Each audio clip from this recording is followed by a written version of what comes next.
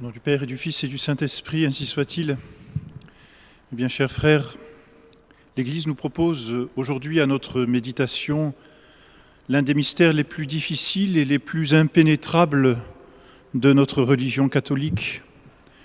En effet, dans tous les mystères de la vie de notre Seigneur Jésus-Christ, il y a toujours un élément sensible, notamment l'humanité de notre Seigneur Jésus-Christ, qui nous permet de palper un peu ce mystère et de l'approcher, que ce soit pour l'incarnation, pour la rédemption, même pour l'ascension, la résurrection.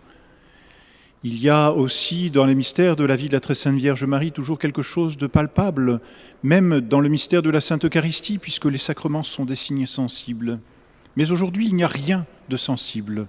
Le mystère de la Sainte Trinité, peut-on dire, est le mystère le plus inaccessible pour notre intelligence. Et c'est normal. D'abord, nous avons besoin de mystère. Et là encore, c'est normal. Je dirais même, pour ceux qui n'ont pas eu la révélation, il y a toujours eu le désir comme de fabriquer des mystères. L'homme sait que son intelligence est finie. L'homme sait qu'il est un être limité. Et l'homme sait par conséquent qu'au-dessus de lui, il y a un être, son créateur, qui est infini, qui est illimité.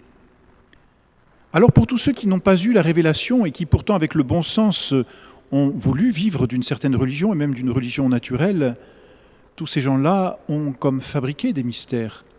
Et je pense tout particulièrement aux mythologies. N'est-ce pas ? Dans l'Ancien Testament, il y a la révélation qui a été donnée au peuple hébreu, mais si on regarde tous les autres peuples qui ont vécu autour, dans tout le reste de la planète, et plus proche du peuple hébreu, eh bien le peuple grec ou le peuple romain, ils n'ont pas eu la révélation, mais vivant ou essayant de vivre avec la religion, ils se sont fabriqués des mystères. C'est la mythologie. Ces mystères, ils les ont fabriqués. Autrement dit, ces mystères ne dépassaient pas leur intelligence.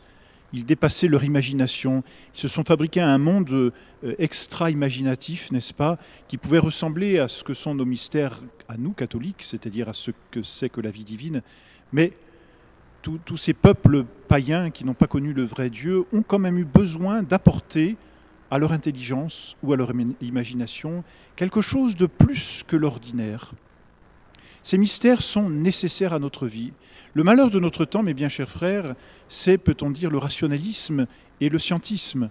Le rationalisme issu du courant des Lumières du XVIIe et du XVIIIe siècle et le scientisme qui est comme la prolongation de ce rationalisme, scientisme par lequel on tend aujourd'hui à démontrer que la science peut tout connaître et que l'intelligence n'a plus de mystère. Donc pour nous aujourd'hui, le mystère, du moins pour nos contemporains, le mystère s'est évanoui, le mystère n'existe plus. Et pourtant, il est primordial pour tout homme de vivre avec des mystères. Ces mystères, qu'est-ce que ce sont ? Ce sont des vérités qui sont cachées en Dieu. Ce sont des vérités qui sont d'un autre ordre. Cachées en Dieu, c'est-à-dire qui finalement dépassent la nature humaine et sont de l'ordre de la nature divine. Autrement dit, ces vérités sont surnaturelles. Elles ne sont pas naturelles, elles sont surnaturelles. Elles sont cachées en Dieu, et parce qu'elles sont cachées en Dieu, elles sont inconnaissables pour la raison. La raison ne peut pas les découvrir par elle-même. Le bon Dieu peut laisser, voyez, quelques empreintes de ces mystères, même dans la nature. On dit que l'une des empreintes du mystère de la Sainte Trinité, c'est par exemple les triades que l'on rencontre un peu partout dans la nature. Par exemple, pour les êtres, qu'ils soient liquides, solides ou gazeux, les trois états des êtres, ou alors les trois règnes qui existent aussi dans la nature vivante, règne végétal, règne animal et règne humain. Ces vestiges sont comme une trace, n'est-ce pas, que le bon Dieu aurait laissée de la Sainte Trinité. Mais ils ne suffisent pas à prouver que la Sainte Trinité existe. Un mystère est pour notre intelligence indécouvrable. C'est un néologisme, mais l'intelligence ne peut pas le découvrir par elle-même. Il est inaccessible non seulement en raison de sa pénétration et de son essence, de sa nature, mais il est inaccessible aussi quant à son existence. Savoir ce qu'est le mystère, pour nous, c'est inconnaissable, mais savoir que ce mystère existe, c'est aussi inconnaissable à notre intelligence. Voilà pourquoi l'une des marques de la véritable religion catholique, justement, c'est que ce n'est pas l'homme qui s'est fabriqué ces mystères, c'est que c'est Dieu lui-même qui les a révélés. Autant chez les païens et dans toutes les religions, disons, créées par les humains, les mystères ont été inventés.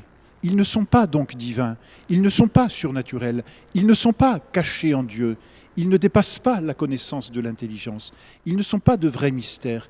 Ils en sont finalement comme les pâles figures et ne font que manifester qu'au plus profond de l'homme, il y a cette recherche de quelque chose d'inaccessible. Et comment le trouver, cette chose inaccessible? Par la révélation. Et c'est le deuxième point. Les mystères nous ont été révélés par Dieu. Et c'est ce qui définit les mystères de la religion catholique. Les mystères n'ont pas été inventés par les hommes. Les mystères ne sont pas des constructions de l'intelligence humaine ou de son imagination.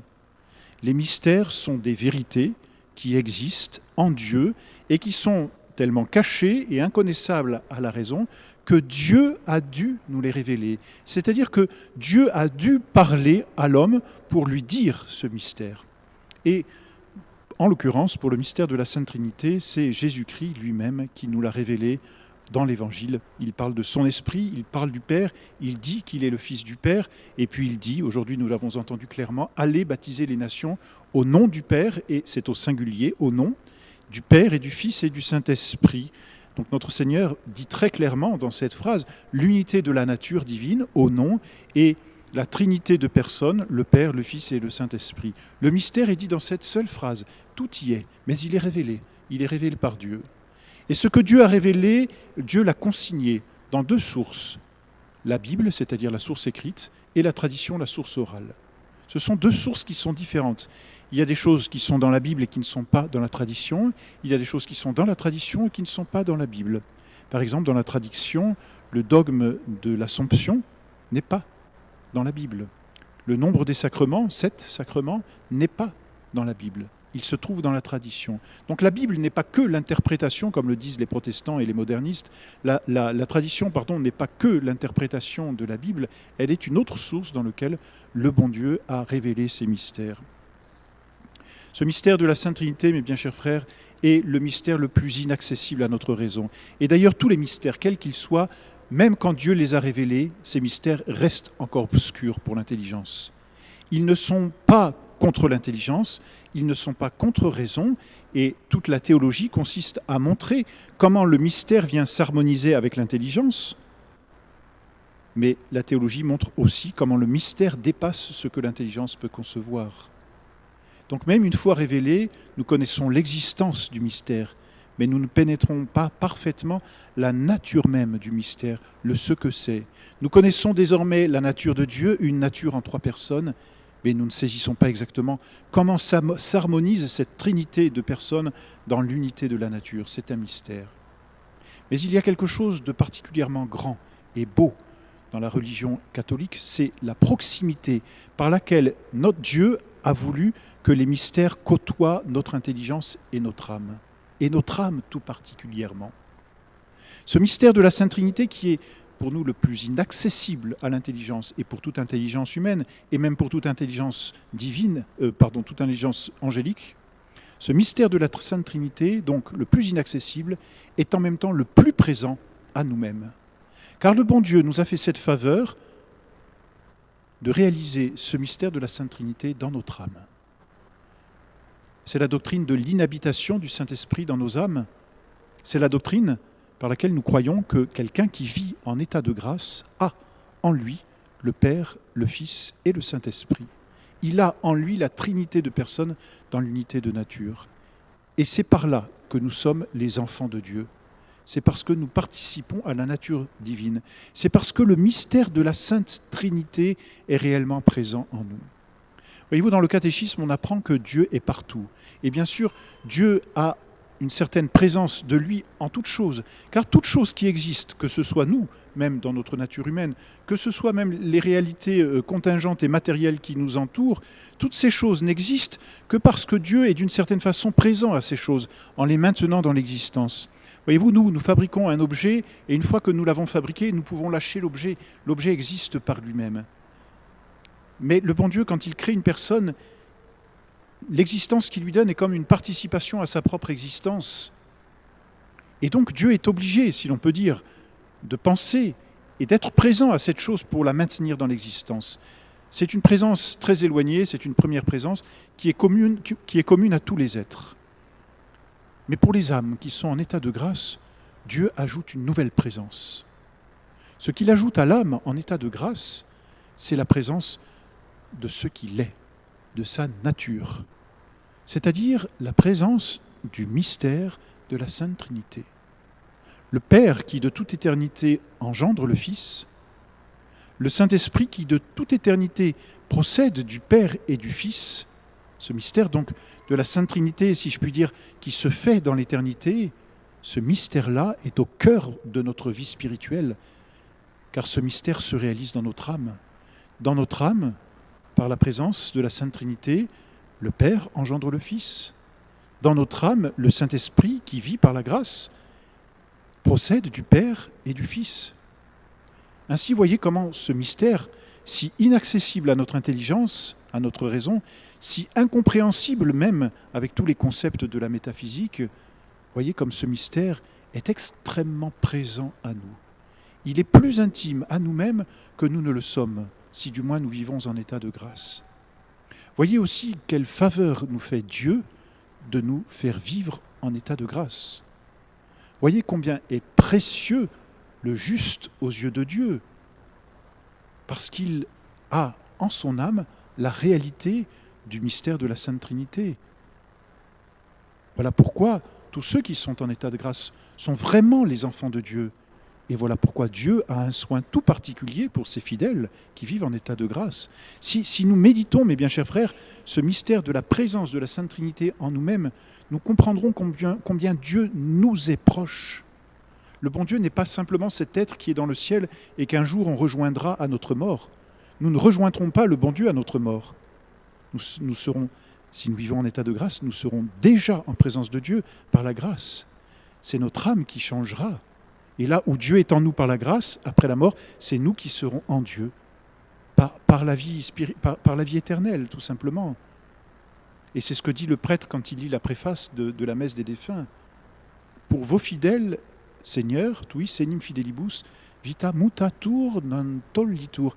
La vie n'est pas ôtée, elle est simplement changée. C'est-à-dire que là où l'âme était en état de grâce, là où la Sainte Trinité était comme possédée par l'âme juste, désormais et après la mort, c'est Dieu qui possède l'âme juste. C'est tout. Mais l'union reste, voyez. Et vous voyez, et peut-être vous comprenez le prix inestimable de l'état de grâce et de l'union à Dieu. Alors, mes bien chers frères, si ce mystère vraiment nous est difficile pour l'intelligence, il est beau pour notre cœur. Il est consolant pour notre âme. Dieu est en nous. Le Père, le Fils et le Saint-Esprit sont réellement présents en nous. La Sainte Trinité se réalise dans notre âme dans la mesure où nous sommes en état de grâce.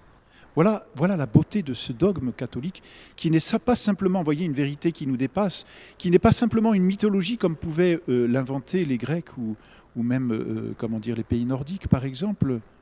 Non, ce mystère est une vérité. C'est la vérité de Dieu, une vérité inaccessible à notre intelligence, mais Dieu veut nous faire partager cette vérité, pas simplement dans la connaissance, mais dans la vie.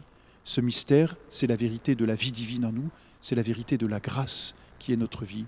Demandons à la Très Sainte Vierge qu'elle nous donne vraiment d'estimer à son juste prix cette inhabitation de la Sainte Trinité dans nos âmes, qu'elle nous donne d'estimer à son juste prix ce que nous sommes quand nous sommes catholiques, quand nous vivons en état de grâce, qu'elle nous donne d'estimer à son juste prix ce mystère de la Sainte Trinité qui se réalise en nous et qui, en se réalisant en nous, nous transforme.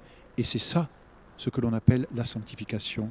Et cette sanctification est telle qu'elle devrait un jour comme éclater, c'est-à-dire comme si notre corps n'était plus capable de comprendre ce mystère, de le contenir, eh bien c'est la mort. Et à ce moment-là, l'âme peut s'échapper du corps et entrer dans la Trinité qu'elle possédait pour la contempler éternellement. Voilà ce que c'est que la vie chrétienne. Alors demandons vraiment à la Très Sainte Vierge qu'elle nous donne d'aimer ce mystère en nous, d'en vivre et par cette vie de garder l'espérance de la vie éternelle, ainsi soit-il. Au nom du Père et du Fils et du Saint-Esprit, ainsi soit-il.